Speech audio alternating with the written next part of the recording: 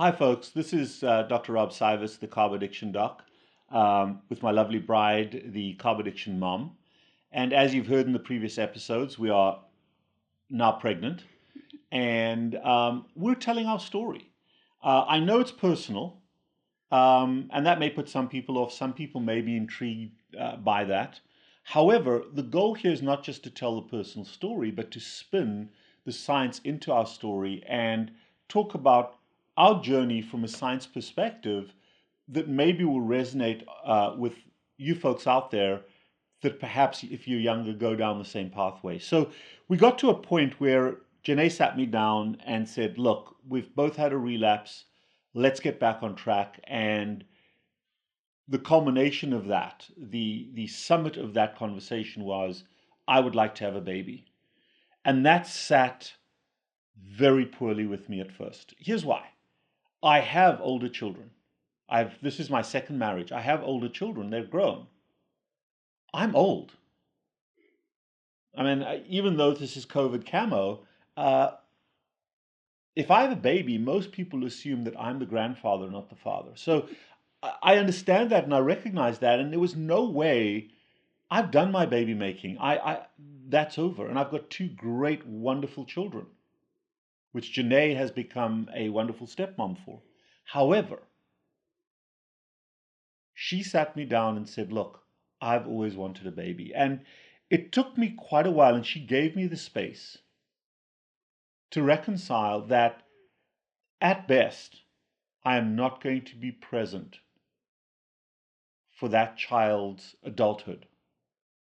My father died 2 weeks ago. He was 89 years old. I've had the benefit of an entire lifetime with him. And while that loss is awful, his loss is actually a celebration of the time we had together. I know that that's not going to be true for my own child. I know that's not going to be the case. So, from a selfish perspective, why would I do that? Because I want to be present in my kid's life, and if I can't be present, why the hell have a kid? And it reminded me of something my father said, because my father was a great horticulturalist.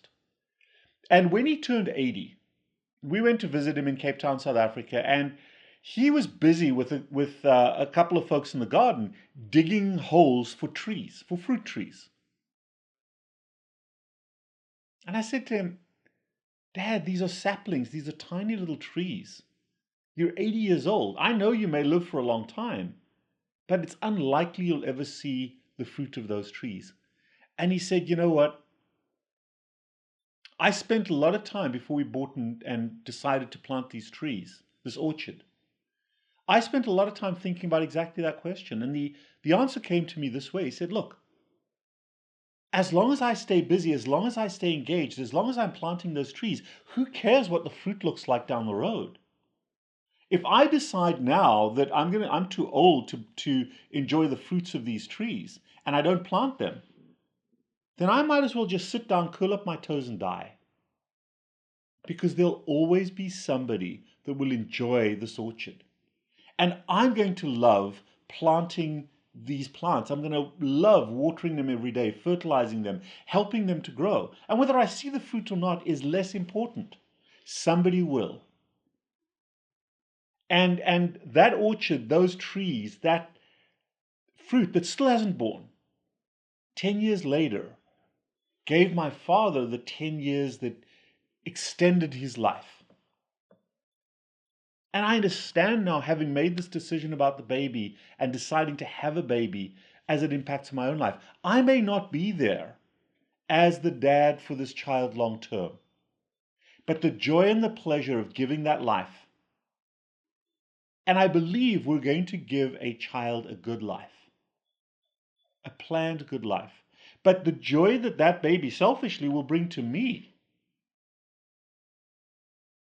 despite the fact that the toughness of having looked after a baby and looked after a child, being a pediatric surgeon, knowing sick kids, the joy and the pleasure and the longevity that's going to provide me to stay with our family is what it's all about. And we have a wonderful, beautiful mom with great support who will be there for that baby, even after I may not be there. And it was based upon that decision that even though I'm as old as shit, okay?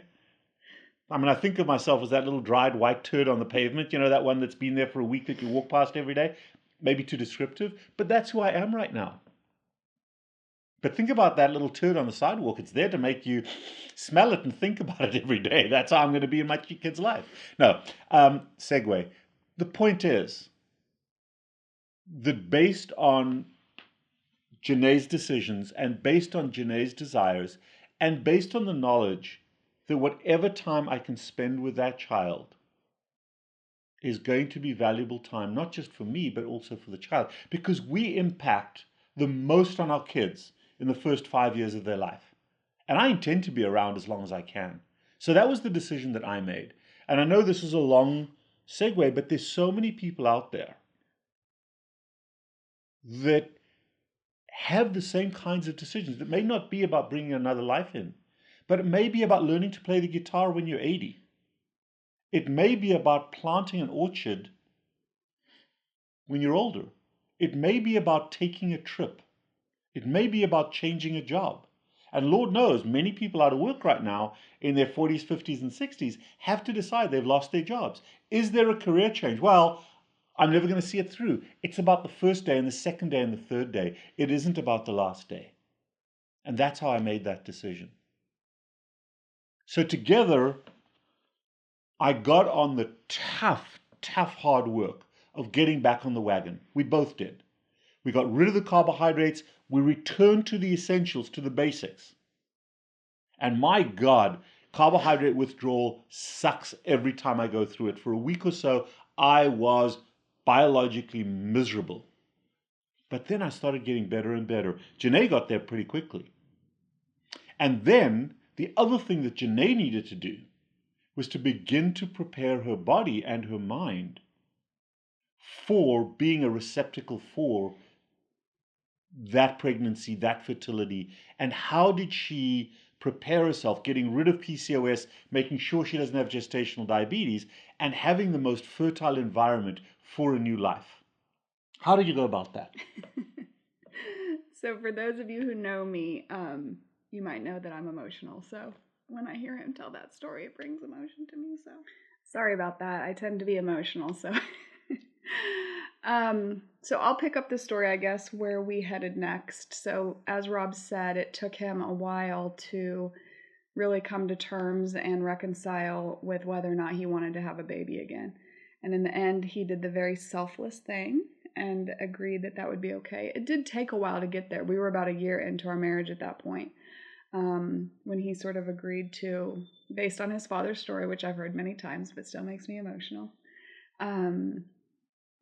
that he would be okay with it. So the good thing was, in that process of really coming to terms with that, that's the time period that we were able to really get back on track. And again, it really started with that tough conversation with me that I want him to be around. And I made him promise to me that he would be around for another 65 years. So that was part of that. And then getting... I'm not 65 years old, by the way. No. I told him he had to be around for another 65. Yeah. So anyway, we really spent that time getting back on track, getting back to our playing cards, going for bike rides, going for runs together. By the way, I just want to jump in here. I just want to give a shout out to the Gate Petroleum Corporation of Jacksonville. The Gate River Run is something that also was part of my coming back into the fold. I've done the Gate River Run. It's a 15K run. It's not awfully long, but it's long enough that you have to train for it and you have to work at it. And we were coming up to having to train for the Gate River Run. And I'm so thankful for those folks. I've run it every year since I lost my big weight. And just that little bit of motivation to say, hey, I've got a streak going here. I've run it for so many years. And training for the Gate River Run, plus with Janae's support, was the trigger I needed to get back on track. So shout out for Gate, all those folks over there, just brilliant, good people. Yeah, we're very thankful to that. And every year it, again, helps that, just helps reassure what we're doing. And his training is actually relatively easy because he's carnivore. And he kind of gets right back into the more extensive running. We always are runners, but when it's not gate river run training time, the runs might not be quite as long. But it's really easy for him to transition into those longer training runs because of the carnivore way of life that he's now very good at sticking to. So about a year into our marriage is when we finally said, okay, let's, Rob told me he would be okay with having another baby. And that's sort of when I started back to, okay, I need to prepare myself mentally and physically and spiritually and all those things. So that's really when I started kind of getting back to a little bit more pre-wedding routine, where I was going to Orangetheory a little bit more, and I was getting back to OMAD. I think I had gone back a little bit to 2MAD again, and I started getting more conscious of really wanting to get back to OMAD. So started increasing my fat, taking prenatal vitamins is one thing I started then. And that's one of the key things. You may or may not need them. In fact, I don't use vitamins for myself because I believe I get, and I know I get enough from my food. But when you're preparing your body for a baby, it's not about having enough in the bank. It's about having more than enough in the bank for kind of a rainy day. Because remember, that pregnancy, that baby is going to sap a large part of your reserves. And you want to come out of a pregnancy not having tapped into your own long-term reserves. You don't want to come out of a pregnancy with your own deficit. The baby's almost like a parasite. It will take nutrients and other elements from you. And the best way to do this is to put that money in the bank. And Janae and I talked about this, and not only was she eating a decent amount of protein protected with fat, high-fat protein diet, and never counting numbers, but eating a decent amount, adding salt to her food, and the mixed salt we talked about with iodine, with the potassium, the magnesium, the calcium from the mined salt, and the sodium chloride from the sea, but also the prenatal vitamins, the ones that you take during pregnancy. We started taking, Janae did, about 3 or 4 months before we even planned on beginning to get pregnant. It was that preparation that is so important. And that's why planning pregnancy is so critically important. And the other thing that I do a lot clinically, I take care of a lot of women who have struggled to get pregnant, who have PCOS, or in a previous pregnancy had gestational diabetes. And we wanted to completely negate that risk. And it's very simple. PCOS and gestational diabetes are both consequences of chronic excessive carbohydrate consumption. High insulin producers develop PCOS, which is part of infertility, and lower insulin producers, when they're eating a lot of carbohydrates, may get pregnant fairly easily, but they develop gestational diabetes, both of which are awful for mom and baby. So we focused very heavily on negating the likelihood of either disease, because we really don't know if Janae is a high insulin producer or a low insulin producer, because she's never ever been at that max, even though we've done blood work. So preparing herself by getting rid of the carbohydrates and then stocking up on the prenatal vitamins, but also making sure that we eat some eggs, that we ate liver from time to time, that we ate a range of seafood, of mammalian meat, of fowl, that we ate that range. Now, Janae is a keto. I'm more on the carnivore side. So she eats vegetables, she'll eat avocados, she'll eat those foods, but staying strictly in a low carbohydrate, even on the vegetable side, diet. Yep. So we did that. I started taking the prenatal vitamins. Just from a schedule perspective, our lives are a little challenging because, as we've talked about previously, I do travel for work, and I travel pretty much all week, every week. And so I think we actually, it was a few months before, like Rob said, we were able to actually really start trying. And even when we did start trying, there were definitely challenges there. So let me just interrupt you for a second, because that's so important, because we talked about the nutritional improvement in your life, but the other thing that Janae did wonderfully, she's got this crazy travel schedule. I mean, she spends more time at 37,000 feet than she does on the earth because of her travel. She's a Delta Diamond member. Go Delta. We just love flying on Delta when we've got that diamond status, but literally hundreds of thousands of miles a year. And yet most people would use that and living in hotels all the time as a reason not to be physically active. And this young woman over here did exactly the opposite. She said, because I'm traveling so much, I have to focus on preparing my body and my mind with physical activity. And the beauty about Orangetheory is that no matter where she goes in the world, she's able to sign up for a class or go to the gym in the hotel. But as a bastion of, as an anchor of her travel life, Janae didn't forsake her physical activity. She embraced it and flipped her world around so that whenever I talked to her, she would tell me about the physical activity she did in that day. And that is as important as the biologic preparation. The biochemical biologic preparation is the mental preparation and the physical preparation. And remember, I haven't used the word exercise. It's about physical activity. It's about making your body receptive to having a baby. And one of the things that people don't understand is the massive changes that a pregnant body undergoes from a cardiovascular perspective. You know that your blood volume increases between 30 and 40% by volume when you get pregnant, in the first few weeks of pregnancy. Before that thing has even grown tremendously, your blood volume goes up dramatically. And guess what? Your heart has to keep pace with that. Now, the heart is an independent muscle, but having cardiovascular fitness makes all the difference in the world. Having the pipes, your blood vessels, nice and wide open, being able to move to accommodate that increase in volume, not having inflammation in those blood vessels. Blood clot concerns go up before most women are even pregnant, the risk of a DVT. On top of that, with the flying.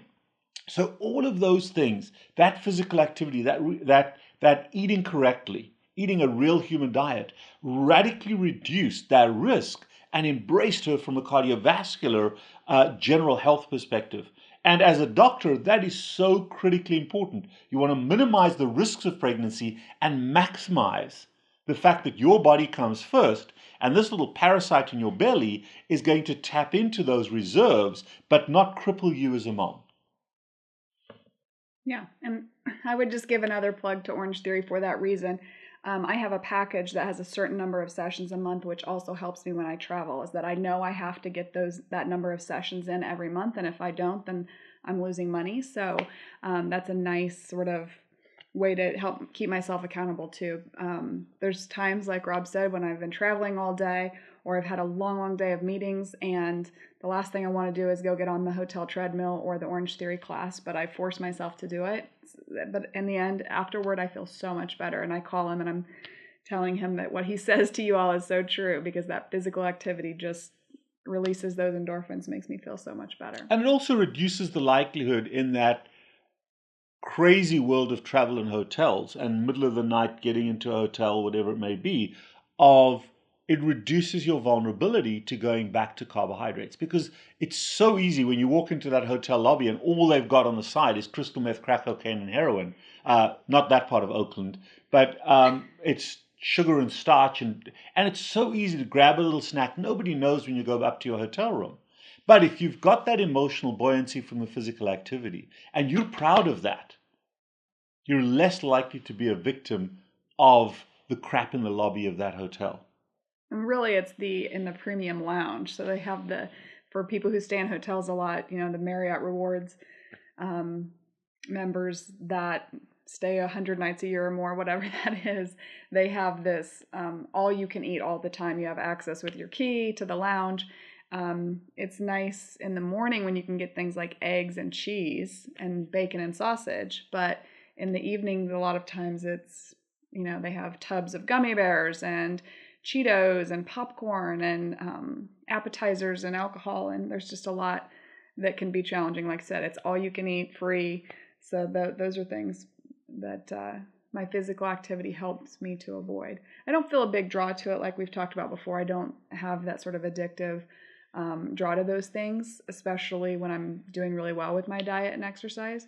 Physical activity, excuse me. But still, it's there.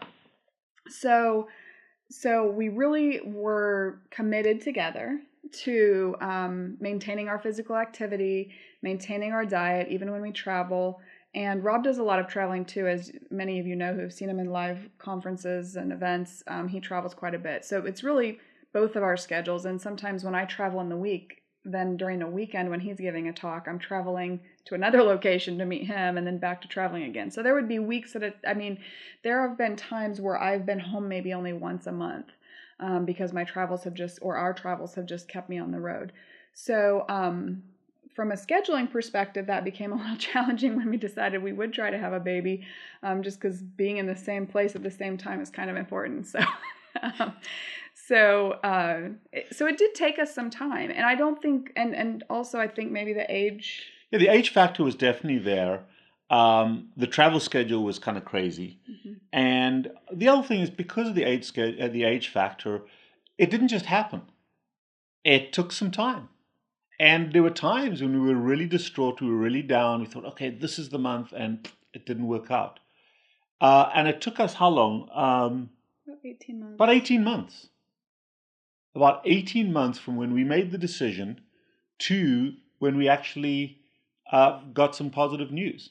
And there were some genetic things we had to work through. There were some age-related things we had to work through. And we're very thankful for the doctors that we had along the way. In fact, there was a doctor that we had to see in California because that's where Janae works. And it just so happened that was an important visit. So there were some structural things. There was some age-related things.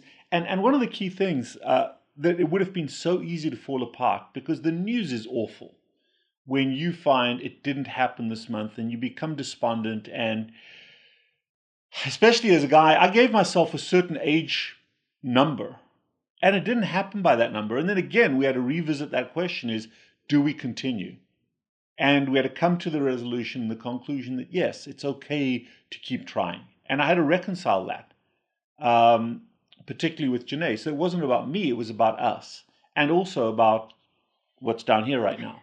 So those are all tough decisions. They're all incredibly emotionally traumatic. But one of the key things, and I'm so thankful because I know a lot of my patients, a lot of people out there don't have this, we have collaborative support. We are each other's strength. When I'm having a downtime, she's over there supporting me. Not in a don't do that. That's not what she does. She's not condemnational. She's supportive. So she'll say, hey, won't you take the dog out for a walk tonight? Or the dog needs to go for a longer walk. He missed his walk earlier. Or come on, let's play some cards. Or let's do something telephonically when she's traveling.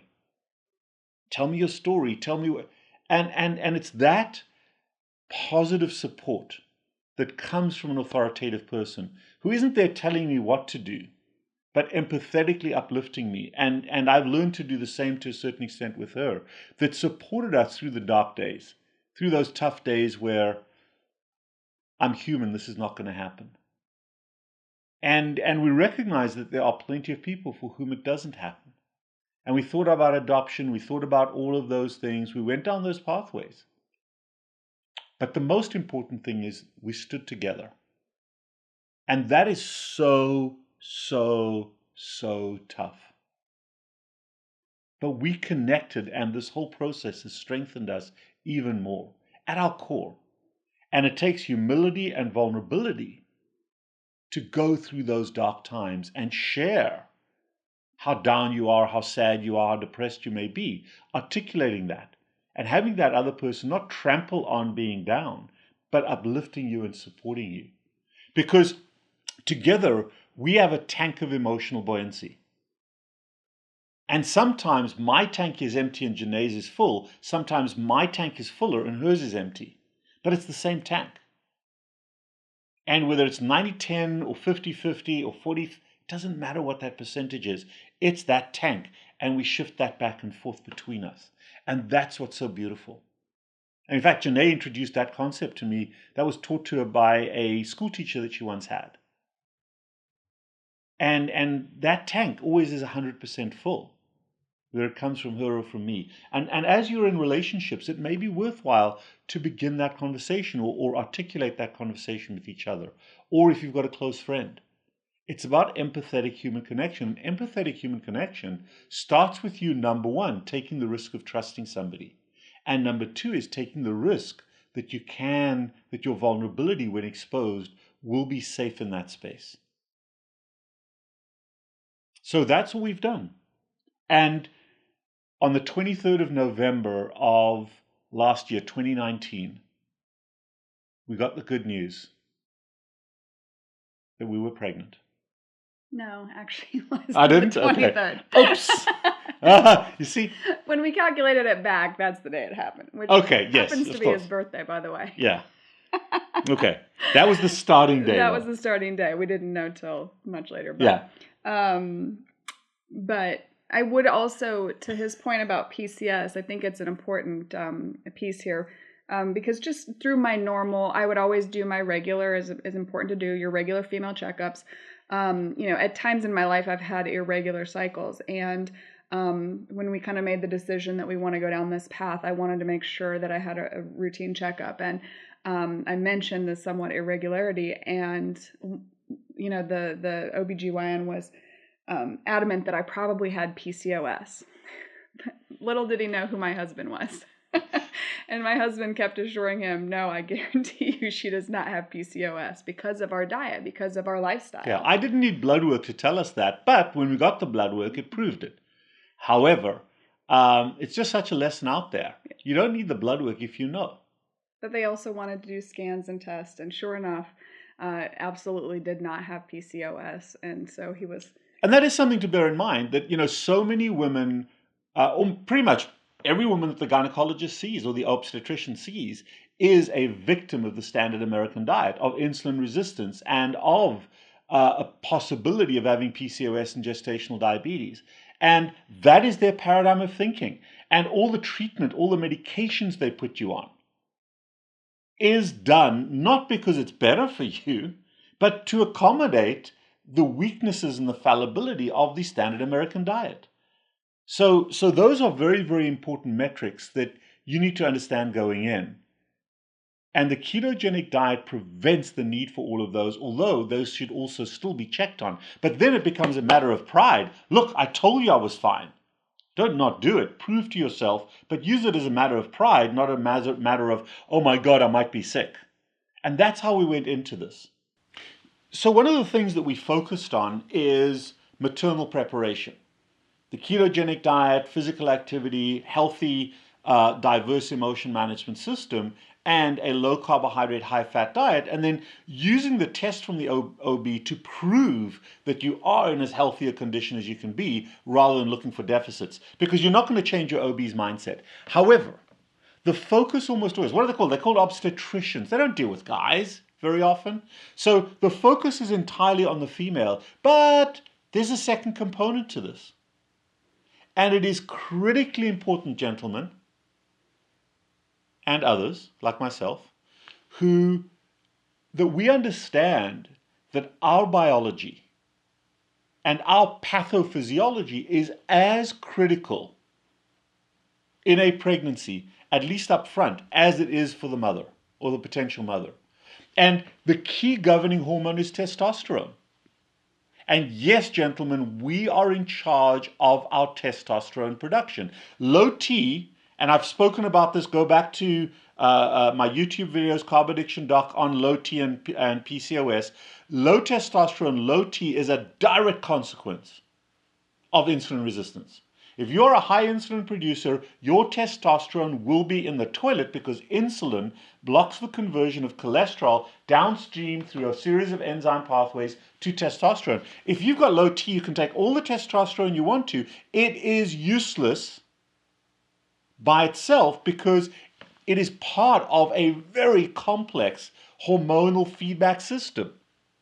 The only healthy way to boost and to increase your testosterone is not by some wallet biopsy supplement that somebody wants to sell you with this lovely story to make themselves rich, The only way to effectively do it is to lower your insulin resistance. So as you prepare your wife or your spouse or the mother-to-be for the most fertile environment she can have, it is critical that you do the same.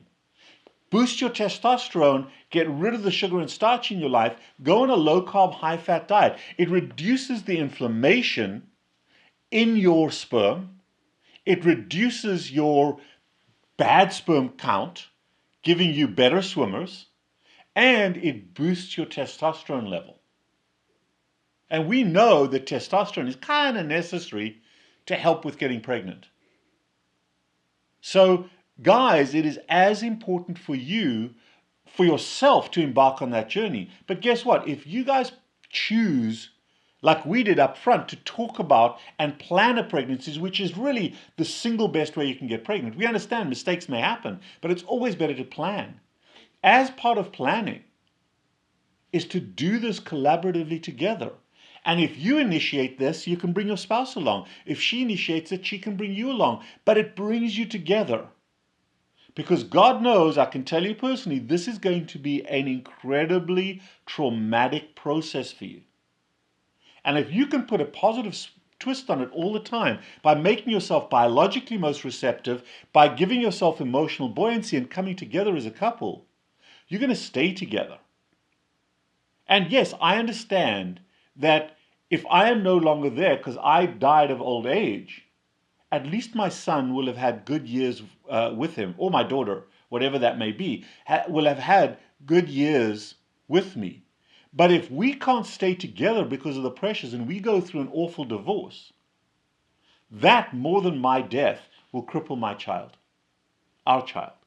So it is incumbent upon you to use this process much bigger than diet, but your self-socialization, how you connect as parents to form that unity, to form that emotionally buoyant unit by support and by being there for each other and having your testosterone, having your estrogen and your progesterone at the best levels they can be is critically important, not just to getting pregnant and having a baby, but to being a healthy family.